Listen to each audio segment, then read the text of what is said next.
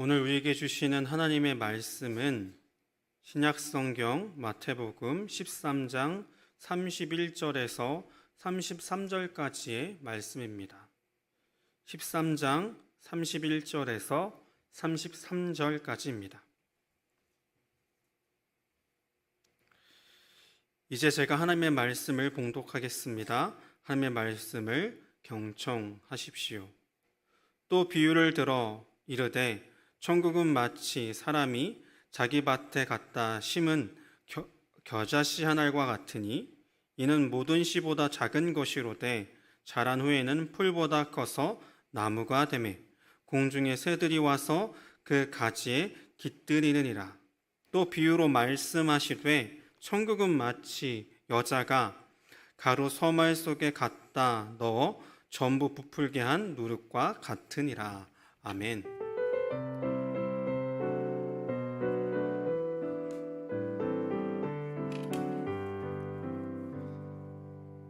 참 좋으신 주님의 평강이 예배의 자리에 계시는 모든 분에게 함께 하시기를 소망합니다. 지금은 좀 들었지만은 얼마 전까지만 해도 SNL이라고 하는 프로그램이나 다른 여러 프로그램에서 1990년도를 배경으로 하는 그 여러 가지의 재현하는 그런 모습들이 있었습니다. 그런 재현을 하는 풍경 가운데에는 일반 직장의 풍경도 있었고요. 학교를 대상으로 하는 그러한 모습도 있었습니다. 그러한 모습들을 보고 있노라면 그런 생각을 해보게 됩니다. 정말 저게 90년대에 있었던 일이 맞는가? 얼마 차이가 나지도 않는 그 시간인 것 같은데 왜 이렇게 달라진 것일까라는 생각들을 해보게 됩니다. 그런 모습들이 있죠. 대학교에서 공부를 열심히 하고 졸업 후에 무엇을 할 거냐라고 물을 때 회사는 들어가야 할 것 같긴 한데 어디를 가야 할지 모르겠다는 고민을 하는 그런 풍경도 나옵니다. 지금 이 시대에는 취업하는 것이 굉장히 어려운 일이지 않습니까? 어느 회사를 갈 게 아니라 그렇게 어렴풋하게 내가 취업을 할 거라고 생각하는 게 아니라 명확하게 회사에 들어가기 위해서 여러 가지의 로드맵을 짜고 이러한 과정들이 있어야 하지 않겠습니까? 근데 그 당시만 해도 취업률이 거의 100%에 달할 만큼 취업을 원하는 사람은 누구라도 회사에 들어갈 수 있었던 때가 있었다는 것입니다. 실제로 저만 해도 2010년도에 처음 취업을 했었습니다. 취업을 했을 때 그 당시에 있었던 부장님이 90년대 이야기를 종종 해주셨어요. 그럼 그런 얘기들을 하시더라고요. 이제 4학년이 됐고 앞으로 어떻게 진로를 결정을 해야 되나 라는 고민 때문에 머리가 아파서 동아리 방에 날마다 가서 게임을 했다는 거예요. 그러다가 막 게임을 하고 있는데 전화가 그 당시에는 이렇게 동아리실에 전화가 왔었나 봐요. 전화를 받고 보니 학교 예전 선배였대요. 그 선배가 너 앞으로 어떻게 할 거냐, 안 그래도 그것 때문에 지금 너무 머리가 아파서 게임하고 있었습니다 라고 답변을 하면서, 그랬더니 그 선배가 너 졸업하면 우리 회사 와라 라고 해서 알겠다고, 그럼 딱히 생각도 더 하기 싫고 가겠다고 해서 간 데가 삼성이라는 거예요. 그 당시에는 그냥 이렇게 너무 쉽게 취업이 됐던 때라고 저한테 거듭 말씀을 해주시더라고요. 그러면서 덧붙여서 하시는 말씀이 뭐였냐면 요즘 청년들은 그 당시만 해도 벌써 10년이 넘었을 때였는데 그런 인맥을 쌓으려는 노력이 없다는 거예요. 요즘 애들은 그런 집에서만 놀기를 원하지 나와서 막 인맥을 쌓고 하려고 하는 의지가 없다는 거예요. 얼마든지 노력만 하면 취업할 수 있는데, 얼마든지 그렇게 잘할 수 있는데 왜 그러는지 모르겠다는 얘기를 들었을 때가 있어요. 그때를 생각하면 어떻습니까? 그 SNL이라고 하는 프로그램뿐만 아니라 여러 가지 프로그램들에서도 그러한 모습들을 우리에게 보여줄 때가 있잖아요. 그 당시를 살았던 그 사람들은요, 그 당시에 살았던 경험과 생각으로 치우쳐져 있었다는 것입니다. 바로 그러한 모습을 편견이라고 말하죠. 그러한 편견을 가지고 있으니, 그러한 삶을 살아왔으니 지금 이 시대에 많은 청년들이 취업을 하지 못하고 있는 모습을 보았을 때 노력하지 않아서 그렇다고, 아니 인맥을 쌓지 않으려고 해서 그렇다고, 여러 가지의 이유를 들어서 취업하지 못하는 이유들을 자기 나름대로 해석하고 그들에게 이야기할 때가 얼마나 많이 있느냐는 것입니다. 또 90년대 이야기를 잠깐 더 해보자면 그 당시에는 실내에서요 이런저런 규칙들, 규율들이 없었습니다. 그래서 실내 어디서든 담배를 피울 수 있었던 때가 있었어요. 지금도 실내에서 흡연실에서는 필 수 있지만 다른 장소에서 피는 건 불법이지 않습니까? 근데 그때 당시에는요, 어디서든 담배 연기가 자욱했습니다. 저도 그 당시에 PC방을 갈 때는요, PC방에 늘 이렇게 안개가 껴 있었어요. 안개가 껴 있고 뭐 만지는 곳곳마다 뭐 이렇게 담배가 뭔가 그을려져 있고 냄새가 쪄들어 있고 이런 곳들이라고 저는 PC방을 생각했었어요. 그래서 제가 학교를 졸업하고 대학생 그 취업을 했을 때에도 PC방은 그런 곳이라고 생각을 했었습니다. 그러다가 어서와 한국은 처음이지라고 하는 프로그램이 있었거든요. 그 프로그램을 보니까 외국인들이 한국에 와서 PC방을 가는 거예요. 저는 그런 모습을 보면서 아니 갈 데도 많은데 왜 담배 냄새로 쪄들어 있는 PC방을 가나 싶은 생각이 들었습니다. 근데 그때 당시에 비춰줬던 PC방의 모습은요, 굉장히 쾌적하더라고요. 심지어 그 안에서 맛있는 것도 시켜 먹고 카페 메뉴도 막 시켜서 마시고 하는 모습을 보면서 야, 정말 많이 달라졌구나. 내가 그때 당시의 기억과 생각을 가지고 치우쳐져 있었구나 라는 걸 발견할 수가 있었다는 것입니다. 또 지금 이 시기에 운전을 하시는 분들은 이해하시겠지만 어르신들이 가끔씩 그 신호가 바뀌지도 않았는데 건너가시고 신호와 상관없이 이렇게 막 건너가시는 분들이 계시는 거를 아마 종종 보실 거예요. 저도 그때마다 너무 마음이 어렵기도 하고 너무 위험한데 왜 저렇게까지 하실까 라는 생각이 들었는데 그분들에 대해서 종종 생각을 해보니까요, 그런 생각이 들더라고요. 저분들에게는 신호등이 있었던 때보다 없었던 때가 더 길었던 거예요. 그렇기 때문에 그분들의 생각은 그때 당시에 이미 치우쳐져 있기 때문에 지금 이 시기를 적응하기가 힘든 거구나라는 생각을 하시금 해볼 수 있었다는 것입니다. 그뿐만이 아니죠. 지금 우리 세대를 일러 뭐라고 말합니까? 우리라고 하기엔 조금 그렇지만 MZ세대라고 말하지 않습니까? MZ세대라고 말하는 이유가 뭐예요? 기성세대와 MZ세대와의 그런 생각의 차이, 여러 가지 것들이 너무 다르다는 거죠. 세상이 너무 빠르게 변화하고 있기 때문에 이해하지 못하는 모습들이 생긴다는 거예요. 근데 그러한 모습이 생기는 이유가 뭐예요? 우리의 생각이 너무 치우쳐져 있기 때문에 그렇게 차이를 느끼게 되고 너무나 힘들다는 생각들을 하게 된다는 거죠. MZ세대만 있는 게 아니잖아요. 지금은 거기에서 또 축소해서요, 젠지세대라고도 부르더라고요. 왜 젠지세대지라고 생각을 해보면 쟨 또 왜 이래? 라고 해서 젠지세대가 아닌가 라는 생각이 들 만큼 너무나 많이 차이를 만들어내고 있다는 거예요. 우리는 알게 모르게 이런저러한 편견을 가지고 있지는 않은지 우리가 생각해 볼 수 있어야 한다는 것입니다. 젠지세대로 나뉘고 MZ세대로 나뉘고 또 다른 기성세대로 나뉘게 되는 그러한 모습들 가운데 우리가 너무 치우쳐져 있기 때문에 이런저러한 모습으로 나뉘는 것은 아닌가라는 생각을 해볼 수 있어야 한다는 것입니다. 그러한 편견에 빠지지 않기 위해서 우리가 어떠한 모습을 가져나갈 수 있어야 할까요? 오늘 우리가 함께 나누기를 원하는 예수님의 비유의 모습에서 우리는 그 모습을 발견해낼 수 있기를 원합니다. 예수님께서도 그 당시에 수많은 주류라고 이야기하는 사람들이 가지고 있는 편견을 깨시는 모습을 비유를 통해서 우리에게 알려주고 있다는 것이죠. 먼저 마태복음 13장 33절에 나오는 비유를 보기를 원합니다. 우리 마태복음 13장 33절의 말씀을 함께 읽어보도록 하겠습니다. 시작. 또 비유로 말씀하시되 천국은 마치 여자가 가루 서말 속에 갖다 넣어 전부 부풀게 한 누룩과 같으니라. 예수님께서는 하나님 나라에 대한 비유를 마태복음 13장에서 주로 하고 계십니다. 근데 예수님의 비유의 속뜻을 먼저 알아가기 전에 우리는 이미 하나님 나라를 묘사하는 표현 자체만으로요, 귀에 거슬리는 경우가 있습니다. 그 하나가 바로 오늘 이 말씀인 누룩 비유입니다. 누룩은 고대 사회에서 부정과 불결함을 의미하는 단어이기도 했습니다. 예수님께서도 누룩에 대해서 부정적인 표현을 사용하시기도 했습니다. 제자들에게 바리새인들의 누룩을 주의하라 라고 말씀하시기도 했습니다. 사도 바울도요, 고린도 교회에 보내는 편지 가운데 음행한 일들을 벌이는 사람들을 일러 누룩이라고 하는 표현을 사용했었습니다. 이처럼 누룩은 유대인과 그리스도인 모두에게 불결한 그리고 악한 것이라고 말할 수 있는 그러한 단어라는 것입니다. 근데 예수님께서는 오늘 하나님 나라에 대한 비유를 하시면서 하나님의 나라는 누룩과도 같다고 말씀을 하시는 것입니다. 이 말은요, 다른 말로 하나님 나라는 부정하다고 말하는 것과도 비슷하다는 것입니다. 이렇게 예수님께서는 누룩이라는 비유를 하시면서 하나님 나라에 대한 생각을 다시금 돌아보게 하신다는 것입니다. 예수님께서는 이제껏 상상해왔던 하나님의 나라의 모습을 다시금 떠올리게 하시는 대목이 되는 거예요. 우리가 생각할 때 하나님의 나라는 과연 어떤 곳이냐는 것입니다.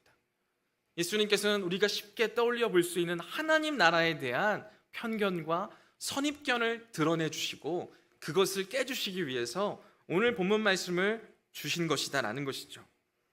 이 비유의 이야기는 곧 누룩이 사용되는 상황으로 우리를 끌고 갑니다.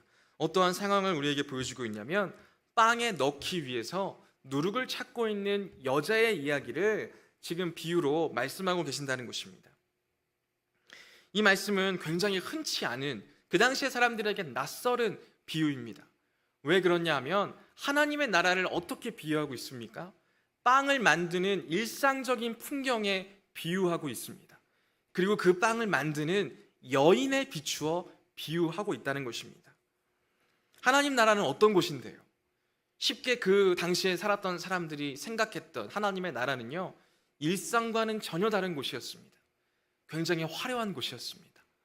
웅장한 느낌을 가진 그러한 곳이었습니다.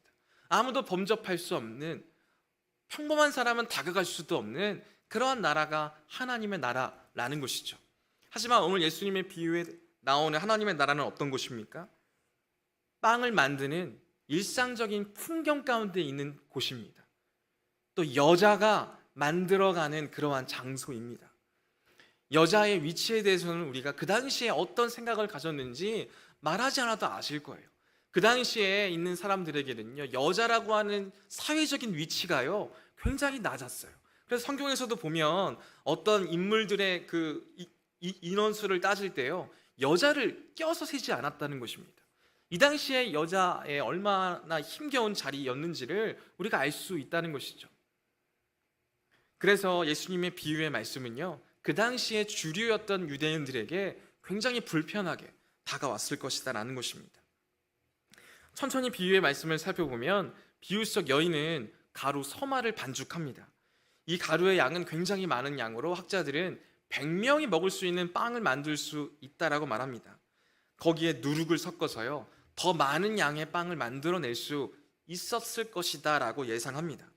이 비유에서 누룩을 섞어 넣었다고 하는데, 이 당시에 누룩을 섞어 넣었다는 그 표현은 이 원어적인 표현을 살펴보면 섞어 넣었다는 몰래 넣었다라는 뜻과 유사하다고 합니다. 이 여인은 가루에 반죽을 하면서 누룩을 몰래 넣었던 거예요. 몰래 넣었는데 그 반죽을 했던 그 반죽이 점점 부풀어 올라왔다는 것이죠. 그래서 그 당시에 있었던 사람들은 그렇게 부풀어 오르는 반죽을 보면서 불결하다, 부정하다, 마치 시체가 부풀어 오르는 것처럼, 부패해서 부풀어 오르는 것 같은 그러한 느낌을 가졌다고 합니다. 근데 이 여인은 알고 있죠. 내가 몰래 넣은 누룩은 부패하게 해서 부풀어 오는 게 아니라 이 반죽을 더 풍성하게 더하는 것이라는 것을 이 여인은 알고 있었다는 것입니다. 여자가 몰래 넣은 누룩은요, 많은 사람이 먹을 수 있게 하는 꼭 필요한 재료였다는 것입니다. 이처럼 하나님의 나라는 이 여자가 몰래 넣은 누룩과도 같다라는 말씀을 우리에게 주고 계시는 거죠. 그럼 하나님의 나라는 어떠한 곳입니까? 하나님의 나라는요, 어떠한 이들에게는 굉장히 불결하게 보이기도 하는 그러한 장소입니다. 하지만 그 안을 들여다보면 불결하게 하는 게 아니라 하나님의 나라는 더하게 하는 곳이에요. 더 풍성하게 하는 곳이에요. 일상과 동떨어져 있지 않고 우리의 일상 가운데 더 풍성하게 하시는 바로 그러한 것이 하나님의 나라라고 비유를 통해서 알려주고 있다는 것입니다. 저번 주 중에 창세기 말씀을 통해서 새벽 예배 때 말씀을 함께 나누었던 적이 있습니다. 그럼 창세기 17장 말씀에 하나님께서 아브라함에게 이렇게 말씀하세요. 나는 전능한 하나님이다.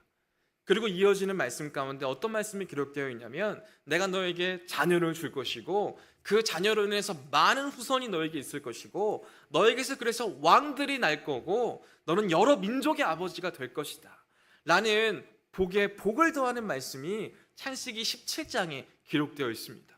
근데 그러한 말씀에 아브라함이 어떻게 반응하는지 아십니까?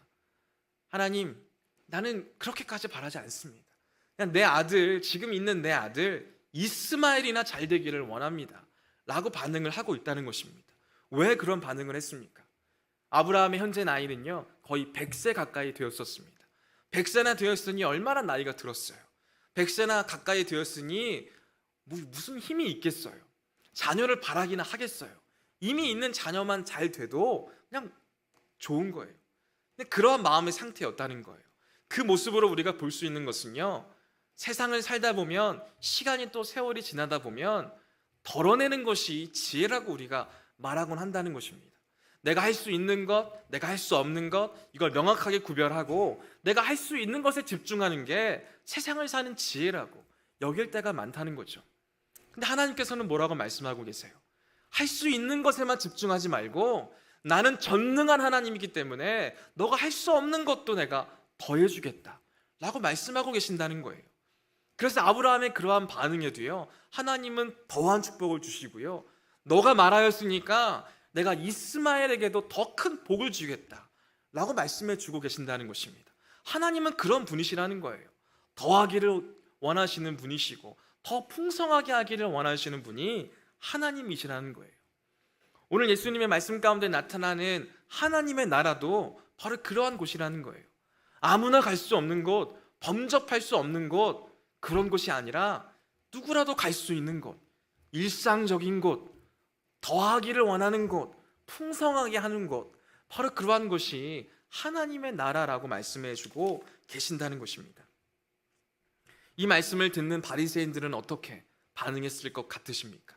그들에게는요, 이미 누룩이라고 하는 그 단어에서부터, 여자라고 하는 그 단어에서부터 하나님의 나라에 대한 말씀이 들려지지 않았다는 것입니다. 저건 부정한 것, 저건 빼야 돼, 이건 할 수 없어, 여인은 감히, 막 이러한 식으로 하나님의 나라를 축소시키고 또 축소시키고 그러한 모습으로 하나님의 나라를 꿈꿔왔다는 것을 우리가 알 수 있어야 한다는 것입니다. 그러한 바리새인들의 편견을 오늘 예수님께서는 깨고 계시는 모습이라는 걸 우리가 알 수 있어야 한다는 것이죠. 다음으로 예수님께서는 또 다른 비유로 말씀하고 계십니다. 31절과 32절 말씀을 함께 읽어보도록 하겠습니다. 시작. 또 비유를 들어 이르시되 천국은 마치 사람이 자기 밭에 갖다 심은 겨자씨 한 알 같으니 이는 모든 씨보다 작은 것이로되 자란 후에는 풀보다 커서 나무가 되매 공중의 새들이 와서 그 가지에 깃들이느니라. 이 비유의 말씀은 누룩 비유와 쌍둥이 비유로 알려진 겨자씨 비유입니다. 이 비유의 내용을 보면 어떤 생각이 드십니까? 처음에는 이 겨자씨 한 알, 아주 작은 씨였는데 이 씨가 자라나서 큰 나무가 되었다는 비유의 말씀으로 들리지 않습니까? 이 말은 우리가 다르게 해석해보면 이렇게 해석할 수도 있어요. 지금 내가 매우 작고 미약하나 하나님의 나라에서 나는 더 큰 존재로 성장하게 될 거야 라고 하는 무한한 성장의 희망을 주는 듯한 말씀으로 우리가 들을 수 있다는 것입니다. 이와 굉장히 흡사한 말씀이 어디에 기록되어 있냐면 욥기 8장 7절에 기록되어 있습니다. 어떻게 기록되어 있냐면 내 시작은 미약하였으나 그 끝은 창대하리라 라는 말을 한 번쯤은 들어보셨을 거예요. 이 말씀을 들으면 어떻습니까? 위로가 되십니까? 힘이 되십니까? 지금 나는 정말 미약한데 진짜 내가 크게 되겠다 라는 꿈과 희망을 갖게 되십니까? 근데 이 말씀이 도리어 우리를 공격할 때가 있어요. 공격이라고 하면 조금 그렇지만 이게 부메랑처럼 다가와서 나의 마음을 아프게 할 때가 있다는 거예요. 무슨 말이냐 하면 내가 지금은 씨앗과 같지만, 내가 지금은 미약하지만 나를 크게 하셔야 되는데 내가 그렇게 크지 않으면요, 내가 그렇게까지 창대해지지 못하면요, 그 말씀은 오히려 우리에게 비수가 되어 꽂힐 때가 많다는 거예요. 내가 지금 창대해지지 못한 건, 내가 지금 큰 나무가 되지 못한 건 내가 믿음이 없기 때문인가? 내가 죄를 지었기 때문인가? 내가 실수를 많이 했기 때문인가? 말씀대로 살지 않았기 때문인가? 라는 여러 가지의 이유가 붙어서 비수가 되어 우리 마음 가운데 꽂힐 때가 있다는 거예요. 실제로 욥도요, 욥의 친구 빌닷이 내 지금 시작은 미약하였으나 그 끝은 창대하리라라는 말을 들었을 때 위로가 되기는커녕 비수가 되어 꽂혔어요. 지금 내가 이렇게 고난 당하고 내가 모든 가족들을 잃고 재산들을 잃은 게 내 잘못이라는 얘기인가? 내가 지금 죄를 지었기 때문에 그런 것인가? 라는 말로 들었다는 거예요. 그럼 오늘 말씀을 우리가 어떻게 해석해야 하느냐라는 것입니다. 오늘 비유를 그렇게 큰 나무가 되는 쪽으로 해석해서는 안 되고요. 오늘 비유를 살펴볼 때 먼저는 생명에 대한 비유를 주셨다는 것을 우리가 먼저 인지할 수 있어야 합니다. 크든 작든 가장 작은 씨에서 큰 나무로 변화되는 것은요, 어떤 생명이나 가지고 있는 그 기본적인 모습이라는 것을 우리가 알 수 있어야 합니다. 근데 이 비유의 말씀을 들을 때 우리의 편견은 큰 나무, 창대해지는 것, 너무 거기에 꽂혀 있었다는 것이죠. 그런 우리의 마음을 예수님께서는 돌아보기를 원하셨다는 것이죠. 비유의 중요한 전환점은요, 어떤 사람이 그것을 가져다가 자기 밭에 심었다는 데 있습니다. 자기 밭에 심었다는 것은요, 자기의 밭은 일정한 용도, 일정한 사용을 하고 있었던, 키우고 있었던 작물이 있었다는 걸 뜻해요. 그 작물이 있었던 밭에다가요, 1년생의 야생 식물인 겨자씨를 가지고 와서 심은 거예요. 이 말씀 자체가 그 당시에 있었던 유대인들에게는 굉장히 큰 불편함이 되었다는 것입니다. 왜 그러냐 하면 율법에도 보면 한 밭에 서로 다른 종류의 씨를 뿌리지 말라고 기록되어져 있어요. 근데 지금 예수님의 비유는 그것을 명백하게 위반하는 말씀이었다는 것입니다. 아니, 내 밭이 있는데 왜 그 밭에 야생 식물인 겨자씨를 심냐고요. 거기서부터 예수님께서는 기존의 일상을 위협하며 정결의 경계를 파괴하는 듯한 하나님의 나라를 말씀하고 계신다는 것입니다. 하나님 나라의 예기치 못한 역습의 모습을 그들에게 지금 말씀하고 계신다는 것입니다. 불편하고 불쾌하기 이를 데 없는 일들에 대해서 예수님께서는 말씀하고 계신 것입니다. 하나님의 나라는 이렇듯 우리의 일상의 균열을 일으키고 우리의 규율과 규칙에, 관습에 의문을 제기합니다. 그리고 바로 거기에서부터요, 가치의 전도가 일어난다는 것을 우리에게 보여주고 계신다는 것이죠. 하나님의 나라가 하나님의 통치에 의한 것이라면 세상의 통치와 대립하게 되는 것은요, 매우 당연한 일인 거죠. 우리가 지금 가지고 있는 가치가 세상에서 받아들이기에 합당한 가치였다면 그 가치는 전도되어야 하는 것이 맞다는 것입니다. 다시 비유로 돌아가 보면요, 겨자씨가 자라나면 크고 웅장해지는구나 라는 것으로 우리가 이 비유만을 보았을 때는 생각해 볼 수 있죠. 근데 이스라엘에는 겨자나무라고 부르기보다는요, 겨자씨를 통해서 자라나는 건 겨자풀이다라고 이야기할 때가 더 많다고 합니다. 완전히 자란 겨자씨는 생각보다 크지 않기 때문에 그래요. 그렇게까지 크지 않고 그렇게까지 웅장하지 않고 많은 생명체를 품기에도 한없이 빈약한 그런 나무라고 이야기하기 때문에 겨자나무라고 말하기보다는 겨자풀이라고 이야기한다고 합니다. 이 비유에 정말 놀라운 점은 어디에 있냐면 겨자씨가 자라나서 많은 생명체들을 깃들게 하는 나무라고 했을 때 그 나무의 상징이 사실은 그 당시에 사람들이 가지고 있었던 백향목의 상징이라는 것입니다. 백향목의 상징을 가지고 와서요, 겨자풀이라고 불릴 만한 나무로 다시금 바꿔서 이야기하고 있다는 데 있습니다. 실제로 백향목은 성전을 지을 때도 사용되어졌고 정말 튼튼하고 크고 웅장한 나무라고 성경에서는 자주 표현합니다. 그 백향목의 이미지를 가지고 와서요, 겨자풀이라는 것으로 표현하고 있다는 거예요. 이것이 무엇을 뜻하는 것입니까? 백향목처럼 크고 웅장하고 많은 생명체를 품을 만한 그러한 나무가 되지 않아도 괜찮다는 거예요. 겨자씨가 자라나서 겨자풀과 같이 우리의 일상에서 볼 수 있는 친근해 보이는 정말 작고 아담한 나무에도요, 생명체들이 깃들 수 있다는 거예요. 공중의 새도 바로 그 자리에서 쉴 수 있다는 것을 뜻한다는 거예요.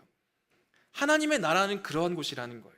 크고 웅장하고 아무나 갈 수 없는 곳이 아니라 어느 누구나 누릴 수 있는 것, 어느 누구나 안식할 수 있는 곳, 어느 누구나 거할 수 있는 곳, 바로 그곳이 하나님의 나라라는 것이죠. 그러한 가치의 전도를 오늘 이 말씀을 통해서, 이 비유를 통해서 우리에게 보여주고 계신다는 것이죠. 하나님의 나라는 우리가 생각하는 것 같은 백향목과 같은 것이 아닙니다. 하나님의 나라는 일상의 관습을 벗어나 부정해 보이는 방식으로도 우리에게 찾아오시는 곳이죠. 예수님의 삶의 모습이 그러하지 않았습니까? 예수님께서 이 땅 가운데 오셨을 때에도요, 그 당시에 이스라엘 사람들은 예수님을 부정하다 여겼습니다. 죄인들과 같이 먹고 마시고 죄인들과 같이 어울려 다니는 바로 저 사람은 부정하다 라고 여겼던 이들이 그 당시의 유대인들이지 않습니까? 예수님은 백향목과 같이 다가오시지 않았다는 것입니다. 겨자풀과 같이 지금 넘어져 있고 낙심해 있는 자들에게 다가오셨고요, 예수님은 그들에게 겨자풀처럼 다가오셨고 그들에게 위로가 되셨고 힘이 되셨고 구원이 되셨다는 것입니다. 그러한 비유의 말씀을 우리에게 전해주시면서 우리의 편견을 묻고 계신 것입니다. 우리가 생각하는 하나님의 나라는 어떤 곳입니까? 아무나 갈 수 없는 곳입니까? 믿음이 정말 너무나 좋아야 갈 수 있는 곳입니까? 믿음이 좋은 자들만 모이는 장소입니까? 그러한 곳이 하나님의 나라라고 하면 우리는 지금 하나님의 나라를 누리지 못하고 평생 소원이나 하며 그곳을 꿈꾸기만 하며 지금 내게 다가오시는 하나님의 나라를 경험할 수 없을 것이다 라는 것이죠. 오늘 비유를 통해서 우리에게 분명하게 말씀하고 계십니다. 우리가 생각하고 있는 하나님의 나라, 그것이 어떠한 곳이든지 간에 편견을 깰 수 있어야 한다. 그 편견이 내게 있음을 발견하고, 그래서 하나님의 나라가 어떠한 곳인지 질문하는 그 자리에서 오늘 예수님의 비유를 우리가 바로 이해할 수 있을 것입니다. 그러한 알의 모습을 통해서 우리가 하나님의 나라를 이해해 갈 수 있고요, 하나님의 나라를 이해하는 그 자리에서 우리는 변화된 삶으로 도전해 나갈 수 있습니다. 그뿐만이 아닙니다. 우리가 우리의 이웃들을 향하여 어떠한 모습을 가져야 하는지도 오늘 말씀에서는 도전하고 계시는 거예요. 내가 내 이웃들을 향하여서 저 사람은 MZ라서 그래, 저 사람은 젠지라서 그래, 저 사람은 MBTI 이런 성향이라서 그래, 저 사람에 대해서 알아갈 노력도 하지 않고 그냥 다르기 때문에 저렇게 내버려둬, 덜어내, 왜? 이러한 모습이 아니라요, 하나님의 나라는 어떠한 곳이라고 말씀을 드렸습니까? 더하는 곳이에요. 함께 풍성해지는 곳이에요. 저 사람에 대해서 아는 동시에 이해해 가고자 할 때 우리는 비로소 그 사람을 사랑할 수 있어요. 이웃을 사랑할 수 있는 모습에 대해서도 오늘 편견의 이 말씀을 통해서 우리에게 도전하고 계신 것입니다. 여러분들에게 있는 편견은 무엇입니까? 아니, 편견이 없다고 생각하십니까? 오늘 말씀 가운데 오늘 말씀을, 비유의 말씀을 듣는 바리새인들도 동일하게 생각했어요. 나는 편견이 없다, 나는 그냥 말씀 앞에 서 있을 뿐이다 라고 하는 그 자리에 서 있었지만 오히려 예수님께서는 그들에게 편견이 있음을 깨닫게 하셨습니다. 그리고 편견을 넘어 우리의 생각보다 더 풍성하신, 더해 가시는 하나님의 나라를 발견하게 하셨습니다. 그럼 우리 또한 그 자리에 서 있기를 원합니다. 편견이 없다고 여겨지는 그 자리에서 내가 가지고 있는 편견이 무엇인가 말씀을 통해서 돌아볼 수 있기를 원합니다. 또한 나의 편견을 넘어서는 하나님의 나라를 깨닫게 해주시고 이해해 주시는 그 자리에서 우리의 이웃들을 바라볼 수 있기를 원합니다. 그리고 우리를 더해가는 인생으로, 사랑하는 인생으로 바꾸어 주시는 주님의 말씀 앞에 아멘으로 화답하며 우리도 하나님을 사랑하고 이웃을 사랑하는 그 자리로 우리의 편견을 벗어나 한 걸음 한 걸음 걸어갈 수 있는 저와 모든 분들이 되실 수 있기를 간절히 소망합니다. 이 시간 함께 기도하기를 원합니다. 함께 기도하실 때 우리의 모습을 돌아보며 기도하기를 원합니다. 내가 가지고 있는 편견은 어떠한 것이 있습니까? 나는 편견이 없다고 생각했습니다. 나는 그냥 다른 생각을 가지고 있다고만 여겼습니다. 그래서 나와는 다른 생각을 가지고 있고 나와는 다른 성격을 가지고 있는 이들을 굳이 품으려고 하지 않았습니다. 그들과 나는 다르니 그냥 구별되는 삶을 살아가면 되고, 저들은 저들의 인생을 살고 나는 나의 인생을 사는 것이 삶의 지혜라고 여기며 그러한 삶을 살아가려고 했습니다. 하지만 하나님께서는 오늘 말씀을 통하여서 그러한 생각을 가지고 있는 내가 편견이 있다고 말씀하십니다. 하나님의 나라는 세상의 가치와 같지 않을진데 우리는 세상을 살아가며 가졌던 수많은 생각들, 수많은 마음들을 교회 안으로 가지고 들어와 그렇게 사는 것이 세상에서도 지혜 있는 것이지만 교회에서도 지혜로운 모습이라고 여기며 동일하게 행동하려고 했습니다. 하지만 하나님께서는 예수님의 말씀을 통해 우리에게 말씀해 주십니다. 우리의 편견을 바라보게 하시고 편견을 벗어나게 하시고 하나님의 나라를 바로 알게 하시는 말씀을 지금 우리에게도 주고 계십니다. 그 말씀을 듣는 우리가 어떠한 모습으로 나아가야 하겠습니까? 나의 편견을 발견하고 내가 가지고 있는 편견의 문제점을 알아가므로 그 편견을 벗어나는 삶에 대하여 이해해가고 품어가고 더해가는 삶을 살아야 하지 않겠습니까? 오늘 그렇게 우리를 이끌어가 주시는 하나님 앞에 우리의 편견이 무엇인지 다시금 되묻고 우리의 편견에서 내가 벗어날 수 있게 해달라고 함께 기도할 수 있기를 원합니다. 하나님 나라에 대한 편견도 우리가 가지고 있었다면 그러한 편견에서부터 우리를 벗어나게 해주시고 우리에게 온전한 하나님의 나라를 비추어 주시고 온전하게 이웃을 섬기고 이웃을 사랑하는 모습을 우리에게 도전해 주심으로 그 자리로 감사함으로 나아갈 수 있는 우리 모두가 되게 해달라고 기도하기를 원합니다. 우리 공동체를 위해서도 기도하기를 원합니다. 우리 공동체 안에 수많은 편견과 수많은 다른 생각들이 공존합니다. 그 자리에서 우리가 어떠한 공동체를 만들어 가야 하겠습니까? 하나님께서 우리 공동체를 하나 되게 하시고 하나님께서 우리 공동체를 이끌어가 주실 터인데 어떠한 길로 가는 것이 정말 주님께서 원하시는 길인지 우리가 계속해서 물으며 기도하게 하시고 하나님의 주권 가운데 하나가 되는 귀한 공동체 될 수 있게 해달라고 기도하기를 원합니다. 또한 우리 수련회를 위해서도 기도하기를 원합니다. 하나됨이라는 주제로 우리 수련회를 진행하고자 합니다.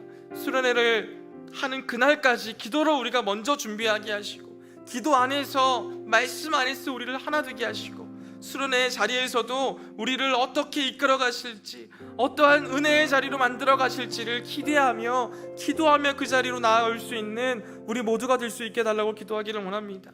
몽골 아울리치를 위해서도 기도하기를 원합니다. 현재 몽골 땅에서 주님의 사역을 준비하고 주님의 사역을 진행하는 그 모든 손길들을 주님께서 붙잡아 주시고 몽골 땅에서 하나님의 역사하심을 목격하고 그 역사하심 가운데 하나님의 은혜를 경험하고 또한 그 받은 은혜를 가지고 이 땅에서도 함께 나누며 주님께 영광 올려드릴 수 있는 모든 몽골 아울리치 팀의 발걸음 될 수 있게 해달라고 이 모든 기도의 제목들을 놓고 함께 기도하도록 하겠습니다. 사랑과 은혜가 풍성하신 아버지 하나님 감사합니다. 주님, 우리의 부족함과 우리의 연약함들이 있습니다. 주님, 그 가운데 우리의 편견이 있음을 고백합니다. 주님, 우리의 편견이 우리로 하여금 너무나도 좁게 세상을 바라보게 합니다. 믿음 생활을 하는 가운데에서도 너무나도 좁은 시야를 가지고 우리가 살아가게 합니다. 하나님, 그러한 우리의 편견을 주님께서 벗겨내 주시고 주님, 그 편견 너머에 하나님의 나라가 어떠한 곳인지를 알아가게 하시고 이해해가게 하시고 그 가운데 살아갈 수 있는 우리 모두가 될 수 있도록 도와주시옵소서. 나는 작고 연약하고 미약하나 하나님이 함께 하실 때 우리가 능치 못함이 없음을 믿습니다. 나는 자꾸만 덜어내려고 하고 많은 것들을 이제 내가 할 수 없는 것을 내려놓으려고 하지만 하나님께서는 계속해서 우리로 하여금 더하는 인생을 살아가게 하심을 믿습니다. 나의 힘으로는 할 수 없으나 하나님의 능력으로는 감당할 수 있기 때문에 그렇습니다. 그러하기에 주님, 내가 이제껏 가지고 있었던 세상의 가치와 세상의 생각을 내려놓게 하시고 하나님 안에서 모든 것들을 새롭게 세워나갈 수 있는 믿음의 여정을 걸어갈 수 있도록 하나님 함께하여 주시옵소서. 주님, 우리 부서 가운데도 함께하여 주시고 주님, 여러 가지의 서로 다른 생각을 가진 이들을 품을 수 있도록 주님, 치우친 생각 그 이상의 모습을 우리가 나타낼 수 있도록 도와주시고 상대방을 이해하고 알아가며 주님, 그들을 품고 사랑해 갈 수 있는 데까지 우리가 걸어갈 수 있도록 하나님 함께하여 주시옵소서. 주님, 수련회를 준비하는 가운데 있습니다. 주님의 은혜로 준비해 갈 수 있도록 도와주시고 많은 청년들의 마음을 움직여 주심으로 함께 합력하여 선을 이루고 함께 주님의 이름을 부르며 주님께 영광 올려드릴 수 있도록 도와주시옵소서. 주님, 또한 몽골 아울리치 중에 있는 모든 발걸음을 안전하게 지켜주시고 그 가운데 하나님의 역사하심을 발견하고 역사하심 가운데 주님을 높이고 노래하는 모든 아울리치 팀의 발걸음 되게 하시고 그들의 마음 가운데 주님의 사랑을 부어주심으로 만나는 모든 아이들에게 주님의 사랑을 전하고 나눌 수 있도록 하나님 함께하여 주시옵소서. 주님, 함께하여 주시옵소서. 사랑과 은혜가 풍성하신 아버지 하나님 감사합니다. 주님, 우리는 이 세상을 살아가며 세상을 살아갔던 그 생각과 경험으로 인하여서 나도 모르게 어느샌가 편견을 갖지는 않았는가 다시금 돌아보게 됩니다. 그 편견이 우리 인생을 이끌어갈 때도 있고 그 편견이 우리의 믿음 생활을 이끌어갈 때도 있었습니다. 그러하니 주님, 우리가 편견 안에 갇히지 않을 수 있도록 도와주시고 편견을 넘어서는 하나님의 나라에 대해서 우리가 알아가게 하시고 편견을 넘어 이웃을 사랑하는 데까지 나아갈 수 있는 우리 모두가 될 수 있도록 하나님 도와주시옵소서. 주님, 우리 청년 부서를 위해서도 기도하기를 원합니다. 우리의 편견을 넘어 하나님의 사랑으로 서로 하나가 되는 부서들이 될 수 있도록 도와주시고 서로가 서로를 위해 기도하고 중보하며 하나된 몸과 마음으로 기쁨으로 나아갈 수 있는 우리 모든 부서들 될 수 있도록 하나님 도와주시옵소서. 수련회를 준비하는 가운데 있습니다. 준비하는 손길 가운데 늘 함께하여 주시고 주님의 힘과 능력과 지혜로 준비해 나가게 하시고 모든 청년들도 함께 한 마음으로 수련회를 위해서 기도하게 하시고 참여하게 하시고 함께 주님을 높일 수 있도록 도와주시옵소서. 몽골 아울리치를 떠나 있는 모든 팀원들을 위해서도 기도합니다. 한 명 한 명의 마음을 주님께서 주관하여 주시고 함께 많은 것들을 이루어가게 될 때 주님의 힘과 능력으로 모든 것들을 해나갈 수 있도록 도와주시고 주님, 내일부터 본격적인 사역을 이어가게 될 터인데 사랑의 마음을 더해 주심으로 사랑의 힘으로 사랑의 능력으로 모든 사역 감당할 수 있도록 하나님 함께하여 주시옵소서. 이번 한 주간도 하나님의 나라를 살아갈 수 있는 우리 모두가 되게 하심을 믿습니다. 편견을 벗어나게 하시고 주님의 사랑으로 이번 한 주를 하나님의 나라로 살아가게 하시고 하나님의 나라를 확장시켜 나가게 하실 줄 믿사오며 감사드리며 예수 그리스도의 이름으로 기도드립니다. 아멘.